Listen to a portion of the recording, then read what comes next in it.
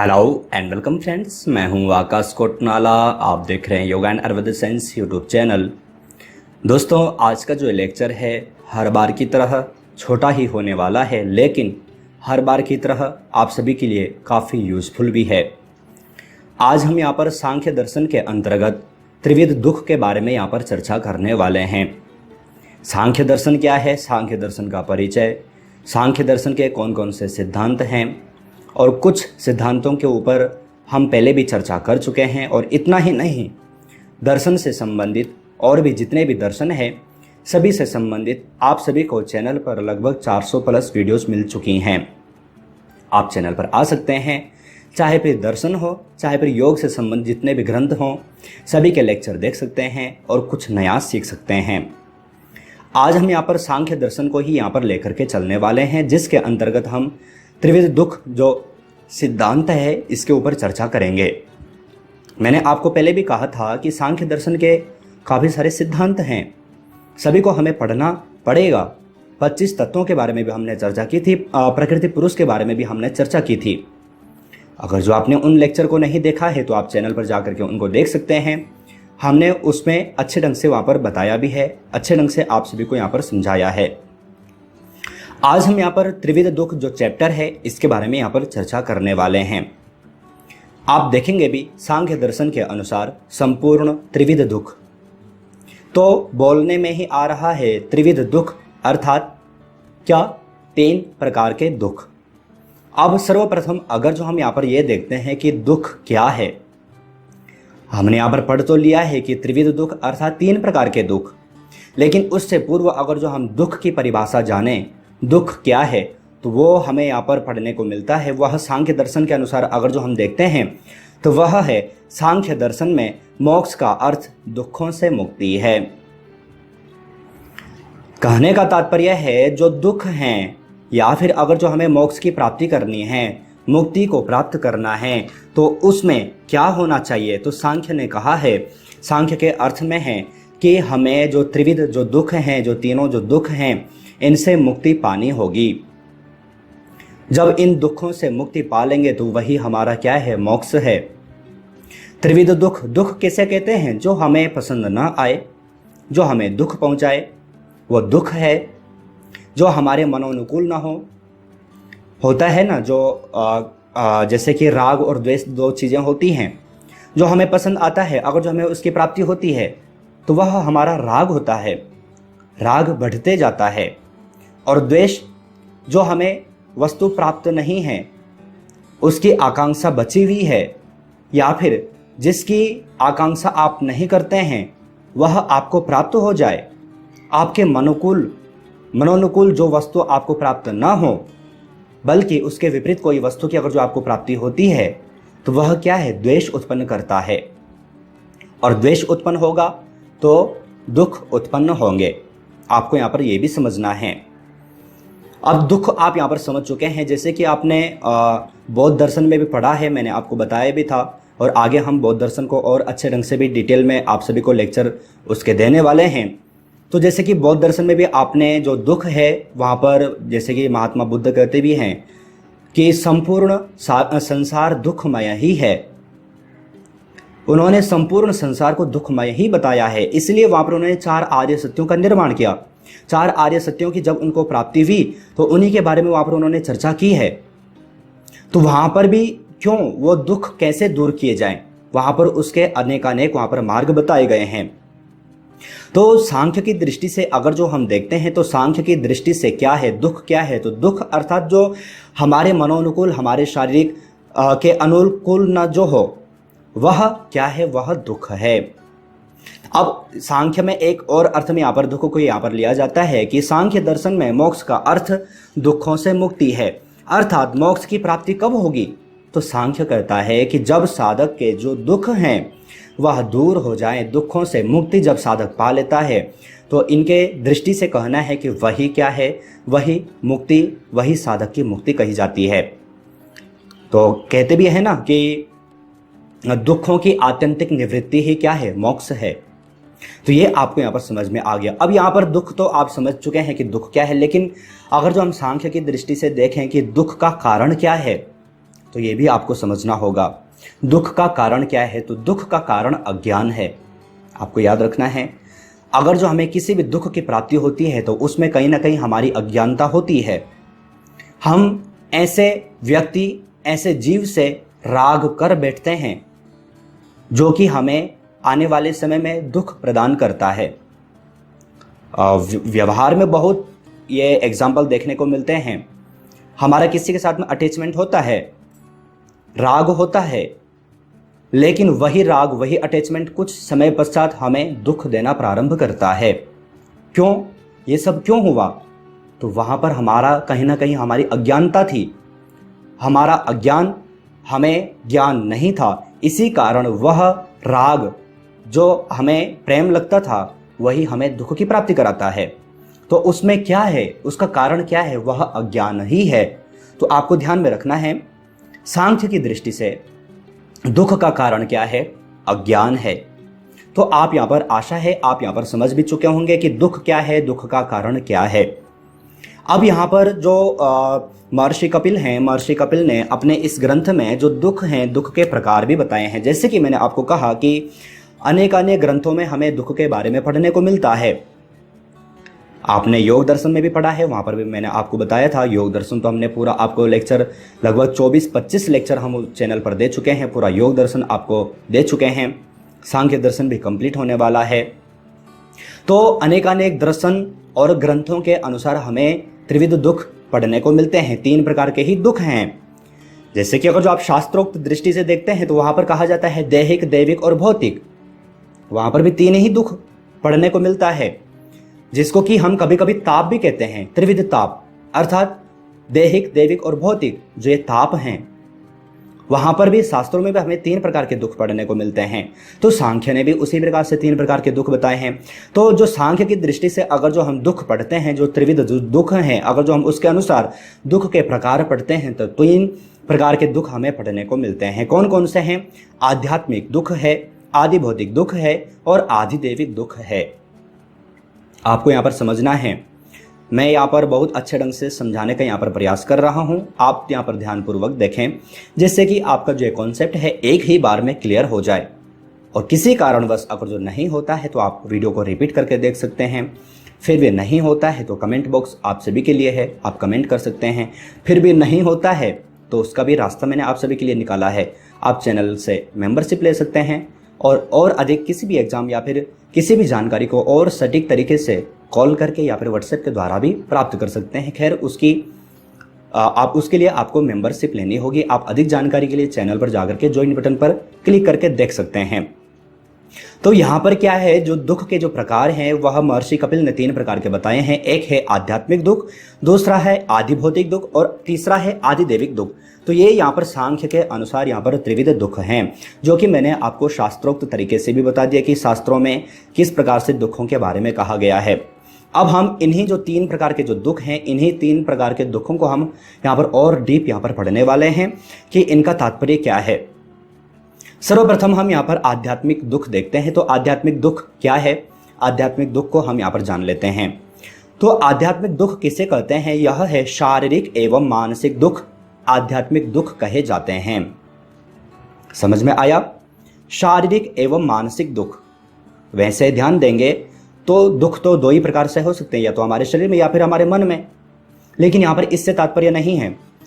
शारीरिक दुख और मानसिक दुख जब हमें प्राप्त होते हैं वह आध्यात्मिक दुख कहा जाता है। अब शारीरिक और मानसिक क्या है, तो इसको भी मैं आपको यहाँ पर समझाता हूँ। शारीरिक का तात्पर्य है जो हमारे शरीर में जो त्रिदोष जन्य जो दुख होते हैं। त्रिदोष कौन कौन से हैं? वात, पित्त और कफ। नेचुरोपैथी के लेक्चर में हमने आप सभी को बताया है। मैं बार बार कहता हूँ कि आपको योग के कोई भी ग्रंथ आप सभी के लिए छोड़े नहीं हैं।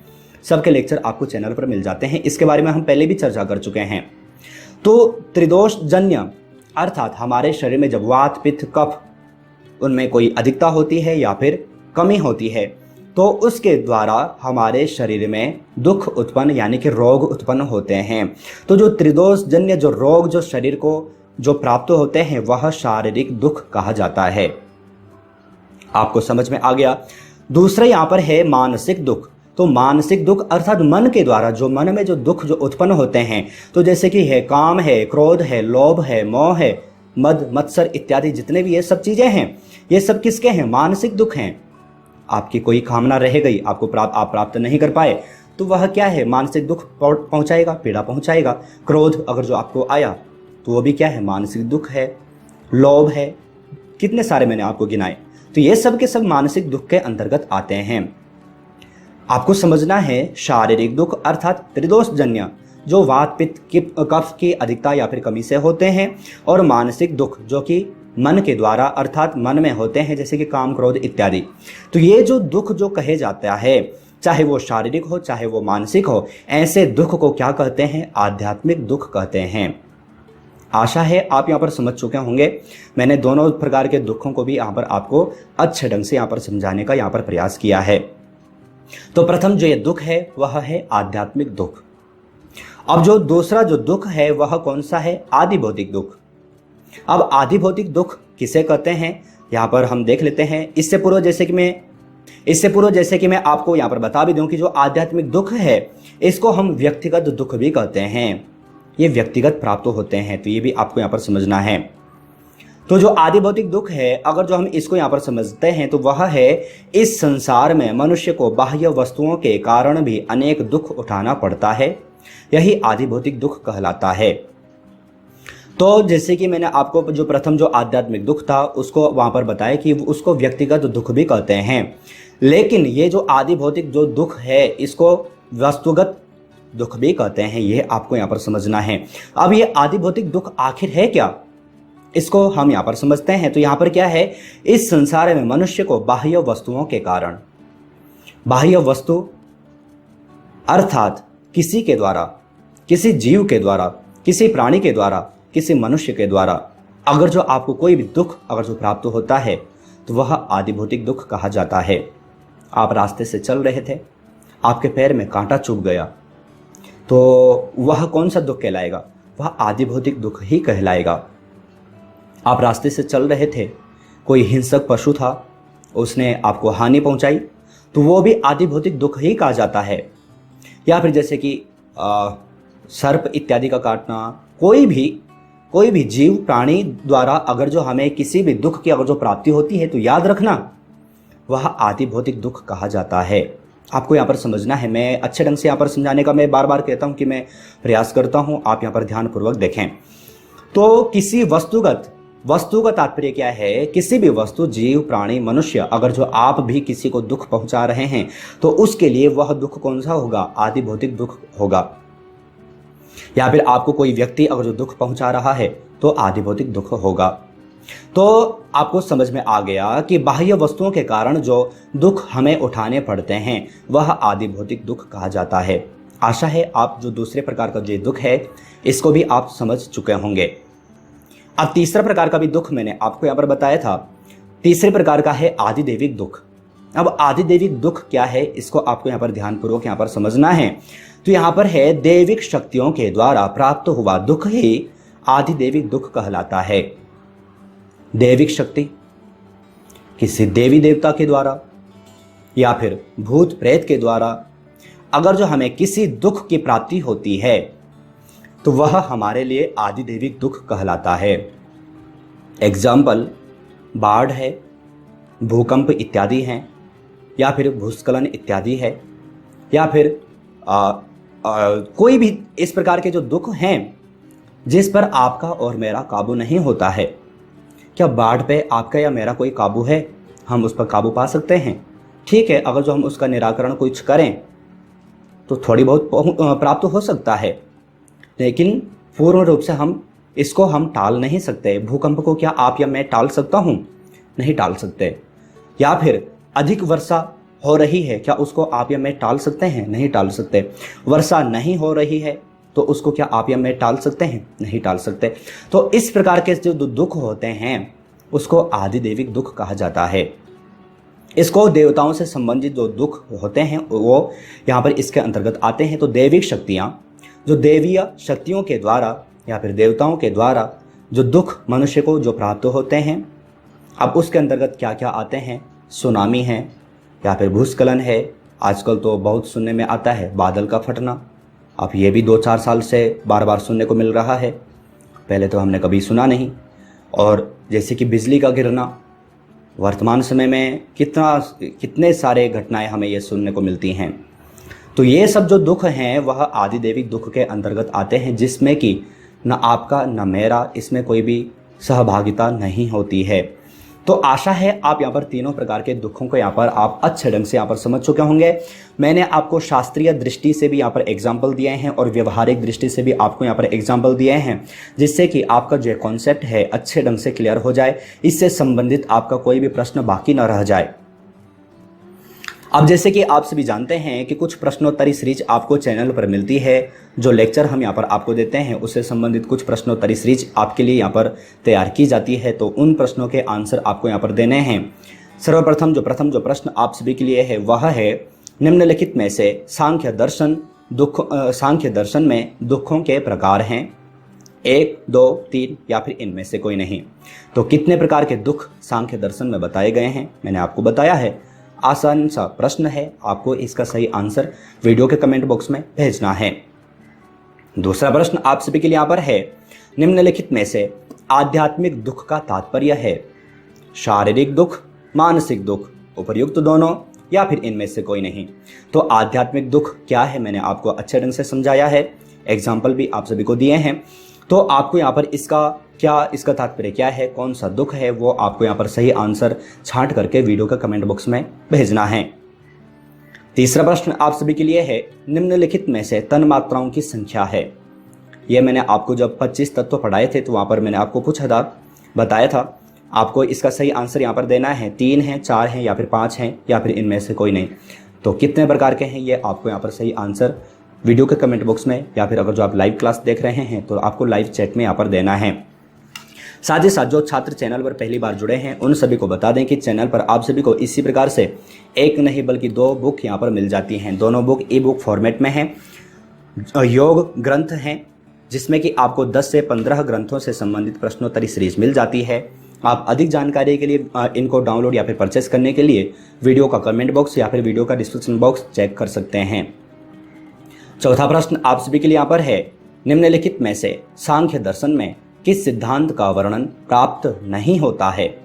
प्रश्न ध्यानपूर्वक देखें, मैंने घुमा फिरा करके आपको यहाँ पर दिया है और कौन कौन से सिद्धांत हैं इसके ऊपर हम पहले ही चर्चा कर चुके हैं। इसलिए मैं बार बार कहता हूँ कि जो छात्र पहली बार ये लेक्चर देख रहे हैं वो पुराने लेक्चर जरूर देख लें, क्योंकि हम यहाँ पर स्टेप बाय स्टेप यहाँ पर बढ़ते हैं, एक एक लेक्चर आपको यहाँ पर देते हैं और पुराने लेक्चर को हम यहाँ पर रिपीट नहीं कर पाते क्योंकि वीडियो का टाइम ज़्यादा हो जाता है। इसके लिए आप पुराने लेक्चर जरूर देखा करें। तो कौन सा सिद्धांत यहाँ पर नहीं है, ईश्वरवाद या फिर 25 तत्व या फिर विकासवाद या फिर इनमें से कोई नहीं। तो क्या इसका सही आंसर है ये आपको यहाँ पर वीडियो के कमेंट बॉक्स में भेजना है। आज हमने यहाँ पर सांख्य दर्शन के अनुसार त्रिविध दुख के बारे में चर्चा की है। आशा है आप यहाँ पर अच्छे ढंग से समझ पाए होंगे। आपके लिए ये जो लेक्चर है काफ़ी यूजफुल रहा होगा। साथ ही साथ फिर से मैं आप सभी को यहाँ पर बता दूं कि चैनल पर आपको एक नहीं बल्कि ढेरों सारी वीडियोस हिंदी लैंग्वेज में आपको यहाँ पर मिल जाते हैं। आप अधिक जानकारी के लिए चैनल को सब्सक्राइब कर सकते हैं, चैनल से जुड़ सकते हैं, इन वीडियोस को देख सकते हैं और अपने किसी भी एग्जाम की खास तैयारी कर सकते हैं। साथ ही साथ उन सभी छात्रों को मैं बता दूं जो चैनल पर मेंबरशिप लेना चाहते हैं, ज्वाइन बटन जैसे ही आप क्लिक करेंगे तो आपको कुछ प्लान यहाँ पर नजर आ जाएंगे। 3 प्लान यहाँ पर आपके लिए हैं, सिल्वर है, गोल्ड है और डायमंड है।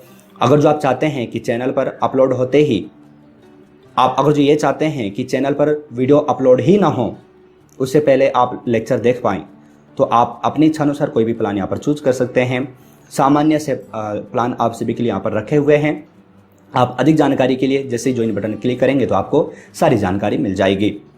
आशा है आज का लेक्चर आप सभी के लिए काफ़ी यूजफुल रहा होगा। अगर जो पसंद आता है तो लाइक ज़रूर कीजिएगा, साथ ही साथ अपने फैमिली फ्रेंड्स लोगों तक शेयर ज़रूर कीजिएगा। इसी प्रकार से न्यू लेक्चर न्यू टॉपिक के साथ में आप सभी से फिर से मुलाकात होगी, लेकिन तब तक आप अपना और अपनी फैमिली का बहुत ख्याल रखिएगा। बाय।